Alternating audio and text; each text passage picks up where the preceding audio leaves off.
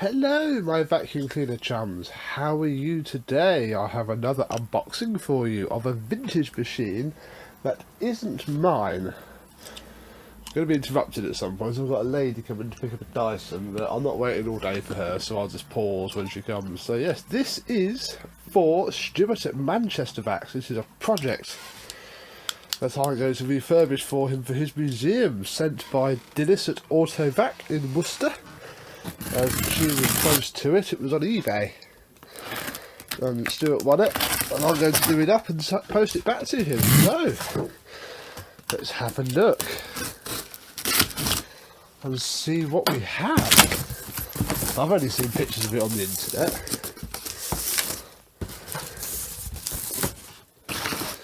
Right.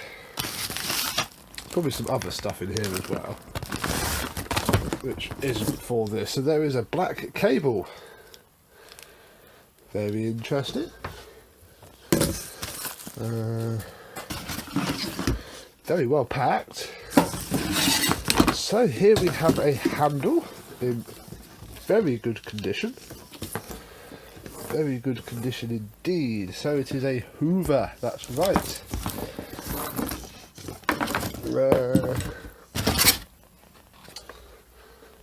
Put all the rubbish somewhere.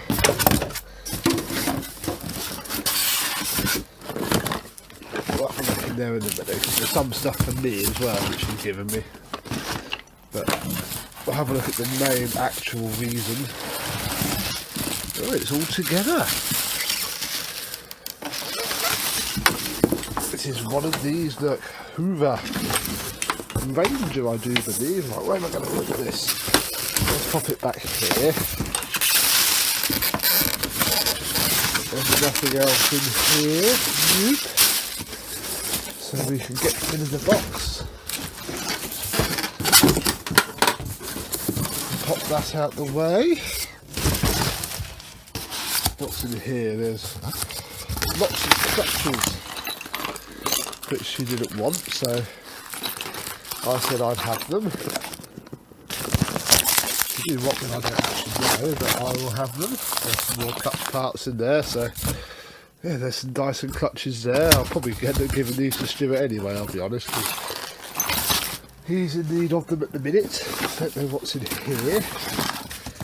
Ah yes, a dust set. Told me about it. Ah, that'll be what the cable's for. This is a little project that I've got. I'll try and fix that, because as you can see it's not too healthy, so we'll have a look at that at some point. At least everything's all labelled up there nicely. Look at that, very good. So pop that to one side. This box is actually, that's in a Dyson cleaner head box. Lovely. So I'll pop that up there another day. We'll pop that down there for another day, and we'll look at the main reason that we have this video. So let's remove the bag just to get that out of the way. Very good condition bag. Violet, or just vinyl I suppose. It's got the bag holder. Don't actually have any bags on me. That's silly. Even the plug's quite vintage. Look, that's an old Volex. Made in England. So that's probably actually quite similar in age to this. So what is it first? It is a U4058 from June 1978. That's not going to be 1988. It's going to be 1978. It's basically a plastic Celia. In every way, shape or form, that is a plastic Hoover Celia. Even got the tool holders and whatnot. Although it is a bit cheaper. As in, I've just gone to go for the clips, but they're screwed. So that's a bit naughty, if not naughty for you. They can do what the hell they want, but that's in very good condition as well. There's a few scuffs there, a few scrapes, but nothing much. That'll polish up. I'm not polishing it up. I'm going to let Stuart do that, or his technical person to do it. I'm just mechanically refurbishing it for him. And then we'll go off to live in the museum. So there is a piece of cardboard there that we'll have a look at in a second. But let's just get the base plate off and have a look at what we've got down there. Check the condition of the brushes and the belt before we fire this up and see if it does indeed catch fire, which hopefully it won't. Also got to find a bag because I don't have any junior bags on me, especially, I do but not here. So what have we got? Well, a worn belt. Might just be enough to turn the brush roll. Wow, they're very good brushes. A little bit of paint on that will come up very well. So they are a little bit soft, but that length is fantastic. Although they don't spin very well. That side especially is locked up, so let's come out here just so I can do it on the floor, and we'll have a look and see what is what. Let's just pop you down.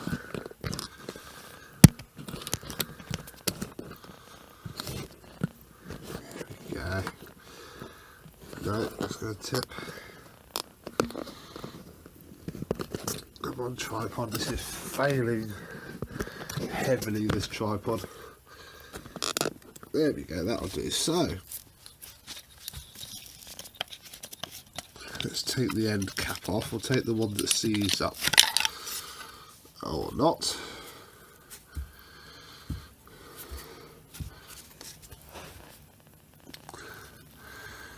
Well, there's 70 years worth of hair anyway. That's the problem here. Ah, no, I'm lacking tools. Bum. And I can see the problem there as well. There's lots of fluff and gunk in there. I'm going to pause and go find a pair of pliers and crack this off, and then we'll have a better look. Right, here we go. I put a bit of cardboard down as well, so I got this off. That is what's left of the bearing guard. It's probably not too important, especially not for the use this machine's going to get. I certainly don't have any. And I think that, no, I thought that was the washer. There's a foam washer, it's not, it's wool. Lovely. So, oh wait, there's more here. God, blimey. No wonder this isn't running very well. Well, I presume it's not running very well. We haven't turned it on yet, but I can't turn it on like that. It'll get new agitator bearings, so I'm not too worried about it in that respect. There we go. Oh, blimey. Yeah. That's got a growth. See if we can flick some of this out just to make it spin. This is probably all melted up fabric and fluff and gunk and all sorts, so I hope it'll just pull out eventually.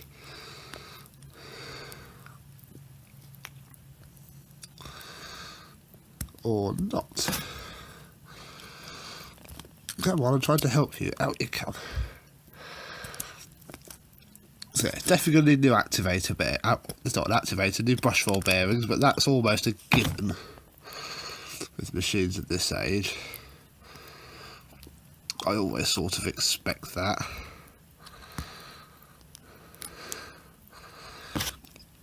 What's wrong with you? Come on.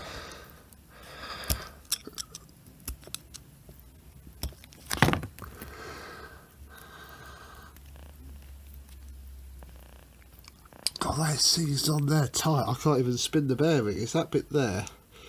Let me pause and put some effort into it. Yeah, can't pause. Go away, Facebook Messenger. So I got there in the end, basically by splitting the whole bearing. So that now spins. All these big chunks here were ingrained in the balls, basically. So it would never have spun, even if I'd have sat there for 3 hours picking it all out. So that's good. So we'll pop these back together. We shall. I don't think it actually matters which end the end caps go, because it looks symmetrical to me. Yeah, how does this go? I'll just fiddle the end cap, the axle in.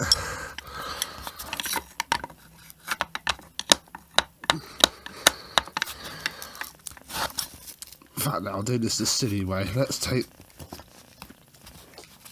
this off. So yeah, that probably should have fired it up as it was, to be fair, but I didn't want that remains of that belt to go ping, because I don't have another belt on me. At least now it will work, and it will run for a fair bit. Then, like I say, I'll put a new belt on it. A new hassle. Right, there's more fluff there. There we go. Get rid of that. We don't need that plastic thing. There we go. So that now spins the bearing as well, not just the axle within the bearing. So pop that back on. Pop this one together, because this one worked fine. This was the one that was just clogged up rather than utterly destroyed. Screw the other end cap on. There we go, one very dry still, but working brush roll. And all that came out of it, all of this rubbish. So I'm just going to dump this and we shall put the brush roll back in. So there we go, that's obviously what's caused the belt to do that. But it should have enough meat on it to do this. The actual spindle looks fine. That's alright. So we'll pop this in.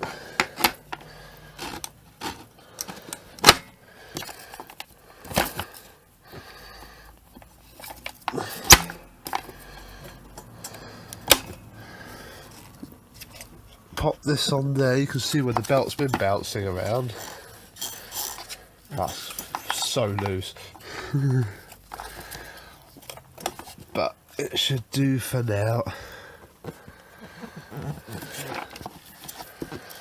You can see that wibbly wobbling about.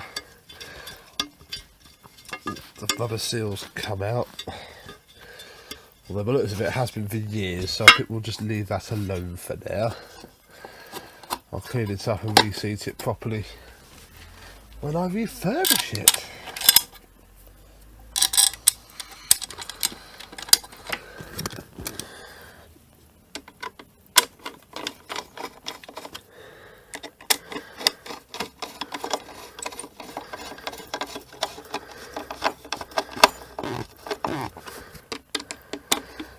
The wheels look quite clear. I don't think this has seen much use.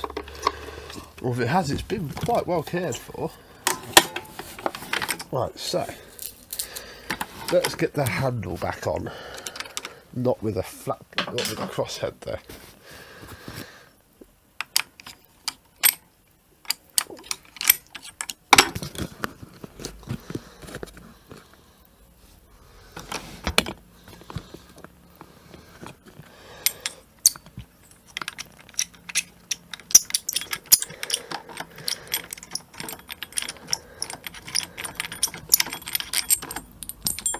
Now these look like they probably should be there and they're important for something. So maybe we shall put them back on. Now I thought that would have come out, but I don't think it does. I think that is a press fit rivet. So we might have to leave that there. So we'll pop the structural cardboard back in for now. Push this on like so, and then I don't know if I can show you this part without dropping it.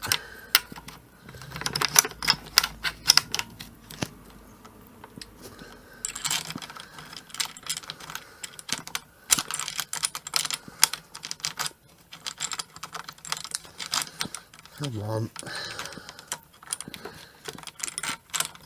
Oh, this is annoying. Ooh, you popped off. I'm just going to pause and put this back on. And there we go, all fitted very nicely. Now, we need to find an inner bag for this, and what I propose to do is, I have two Julies here which are to be put away. Hopefully one of them has a paper bag in. Ha!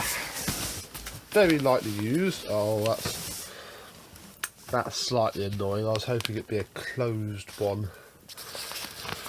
See if we can hack it on. It might just push. I was hoping it'd be a closed end, so I could just chop the end off. They're too full. They're for the bin. They're too full to be mucking around chopping them off. Oh, stupid thing. Let's go back into the other room so I can pop you down without clicking it off the stand. That lady's still not here, you know. Go back to work in a minute. So, will this force on? Do you know what it will? It's going to look terrible, but I don't care about looking terrible. I just want to run it around without filling this in a bag too full. There we go. Done. Fitted.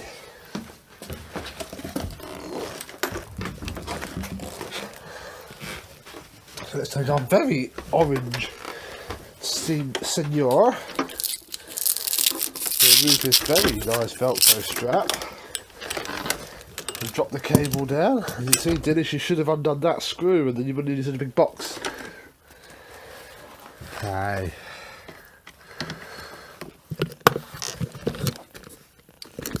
Oh, this bit's always annoying. There we go. There we go. So, does it run? After all that, might even be on. It's not on.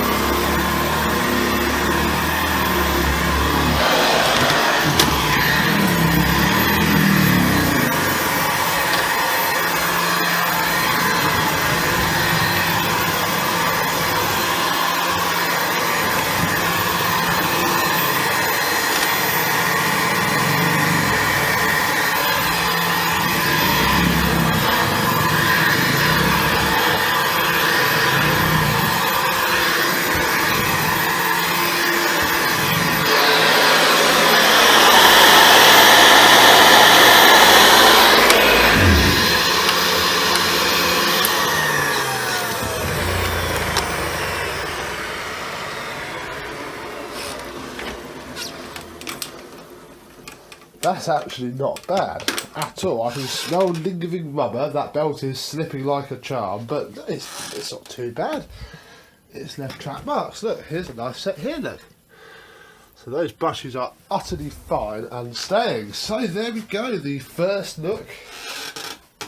On the outside it won't look too different, I'll be honest, because it's quite clear. It is a bulb as well, but I do have one of those. So yes, thank you very much for watching this video unboxing, and the next time you see this it might sound a little bit better. Have a proper bag and it'll be a bit cleaner. So thank you very much for watching and goodbye.